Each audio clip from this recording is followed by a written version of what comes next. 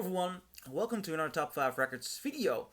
Today I just received in my mailbox what, according to Rolling Stone, is one of the most anticipated albums of 2024. It's Green Day's Saviors. Now, I was really looking forward to this album and I just gave it a listen and I will do my review. But before I dive into the review, I think it's important to know how they are regarded because there is some discussion going on. And I really want to make things clear before going into the music because it's also the way I got into the music. Online, you see there is some controversy to what they should be regarded as. Now, Johnny Rotten from the Sex Pistols, when asked in an interview if Green Day would be regarded as a punk band, he said definitely not. And he just didn't want to give away the fight for freedom and the struggle they had, or the fight for definition they had with punk towards a band like Green Day. And I think that is misunderstanding what this band is. And that's also why they were very, very upset. Because they regard themselves as punk, and so do I. When you listen to the album that they released 30 years ago, Dookie, you can hear teenage anxiety, but more so teenage anger. The same kind of anger that the Sex Pistols had, and it is an anger that is fueled completely towards society and politicians and basically other people in general with the Sex Pistols. And you can read that and notice that, and there are a lot of cynicism in the lyrics of Dookie as well. But the thing that they add, and that makes them a very interesting band, is that they also look inwards. They are also angry and confused with themselves. So there is a clear teenage element in there. And I think that there's even a certain poetry in the way they can describe uncertainties and the conflict with oneself. I love Dookie. And the record that they made 10 years after Dookie, American Idiot, I might even love more because there is still that same anger and the frustration with society and why it's not working the way it's working, but it's constantly balances on the thin line of not understanding society. So there's something wrong with you, kid. Or on the other hand, he is making a point. Something is going on. And that is so beautiful, teenage rebellious. And that's what I love about this band. So I was really looking forward to this album, which is, 2024 is the 30th anniversary of Dookie, the 20th anniversary of American Idiot. So I'm also taking that emotion with me when putting this on. And let's be frank, the opening title, it doesn't lie. It brings me to American Idiot. The opening title is The American Dream is Killing Me. And it has a nice riff. It even has a nice orchestra in the middle. But it's poppy and accessible.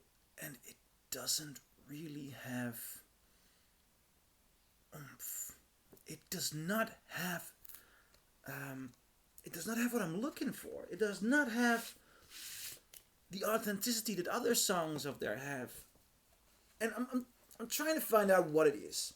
So, you know what? I'm going to grab the lyrics here. Are the lyrics different? There's a beautiful poster in there. On the inside, you find the lyrics. So, the American dream is killing me.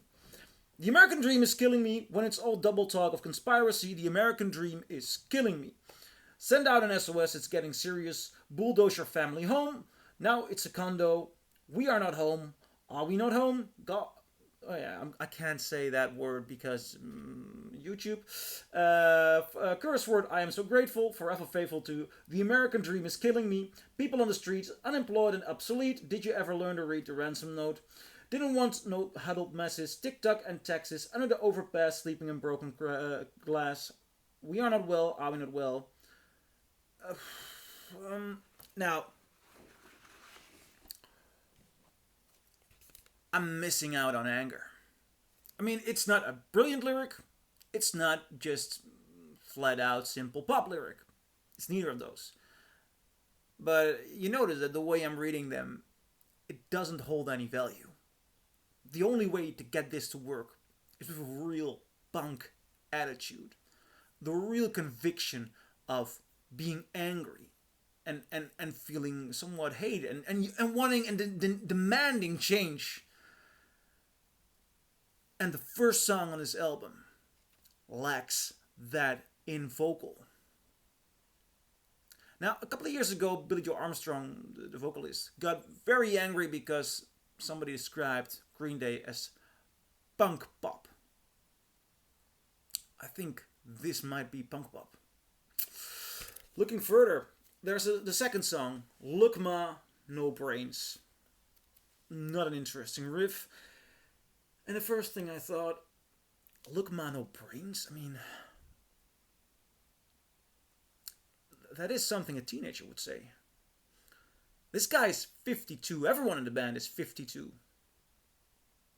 There's no need to... I mean, didn't you grow up? I mean, I would have loved to hear a punk album from people in the early 50s, and if you still feel that hatred, which I haven't heard in the vocals, but if you still feel that punk hatred, let me know. How does that work when you're in your 50s? Evolve. But a song like Look Ma, No Brains, are you serious? You're 52. And then we get to Bobby Sucks.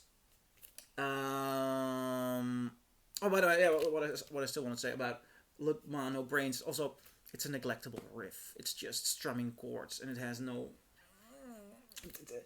Then, Bobby Sucks, which I would also like to take a look at the lyrics. Do you want to be my girlfriend? I'll take you to a movie that we've already seen. Or sit at home and watch reruns. There's no other place I'd want to be. Do you want to be my girlfriend? Do you want to be my boyfriend? We'll walk the cemetery and I'll kiss you again and make our dead friends blush. We'll be getting married right there on the scene. Do you want to be my best friend? You can drive me crazy all over again and I'll bore you to death. Doesn't matter when we are in love. Do you want to be my boyfriend?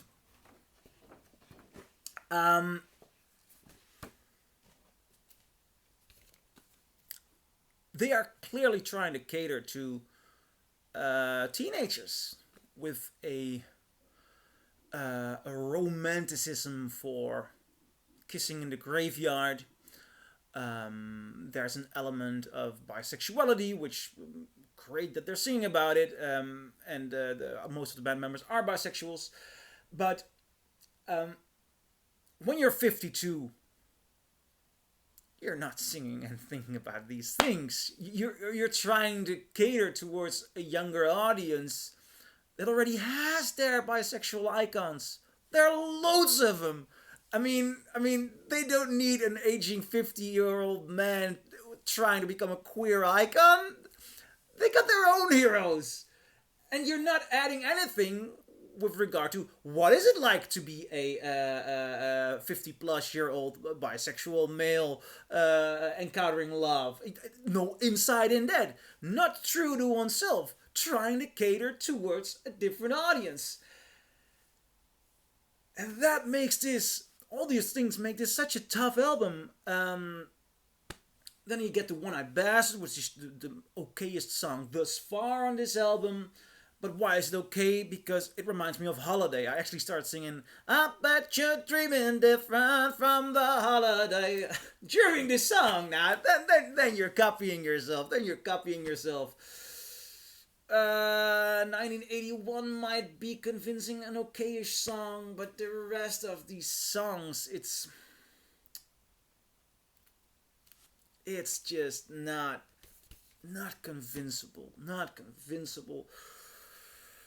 Saviors by Green Day, my first album of this year, is the first time I'm going to have to say with regard to Green Day, this is a pop punk album. I'm so sorry. What do you guys think? Do you agree? Do you disagree? Leave a comment below and I'll see you in my next video. Bye.